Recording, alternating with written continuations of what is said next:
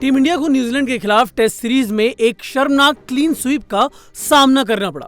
यह पहला मौका था जब 3 या उससे ज्यादा टेस्ट मैचों की सीरीज में कोई विदेशी टीम भारत आकर भारतीय टीम का क्लीन स्वीप कर गई हो, और इस हार के बाद हाहाकार मच गया। टीम इंडिया के कप्तान रोहित शर्मा के ऊपर काफी सारे सवाल खड़े हो गए। बतौर कप्तान भी रोहित इस सीरीज में फेल रहे और बतौर बल्लेबाज तो पूरी तरह से उनका बल्ला मानो जंग खा चुका था। बिल्कुल खामोश रहा रोहित का बल्ला, और साथ ही साथ विराट कोहली भी अपनी फॉर्म से कोसों दूर नजर आए। अब इसी बारे में बातचीत चलने लगी कि क्या समय आ गया है कि रोहित शर्मा और विराट कोहली को संन्यास का ऐलान कर देना चाहिए। क्या ये सही समय है कि रोहित और विराट से टीम इंडिया को आगे बढ़ जाना चाहिए।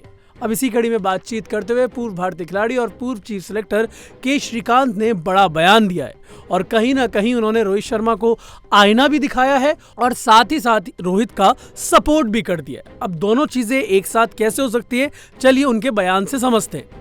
रोहित के बारे में बात करते हुए उन्होंने कहा, 100% आपको आगे के बारे में सोचना शुरू करना होगा।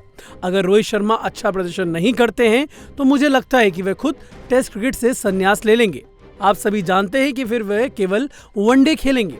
वे पहले ही T20 क्रिकेट छोड़ चुके हैं। हमें ये ध्यान रखना होगा कि उनकी उम्र बढ़ रही है, वे अब जवान नहीं रह गए। तो ये बात तो के श्रीकांत ने साफ कर दी है कि अगर उनका अगला दौरा सही नहीं जाता है तो हो सकता है कि रोहित संन्यास का ऐलान कर दे।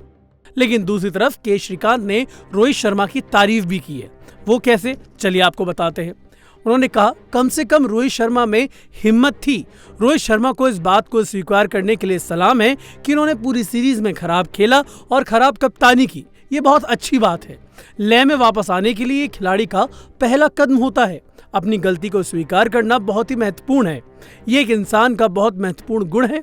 उन्होंने इसे खुले तौर पर स्वीकार किया और इसका मतलब है कि वे ठीक होने की राह पर चल पड़े हैं। ये मेरी राह है।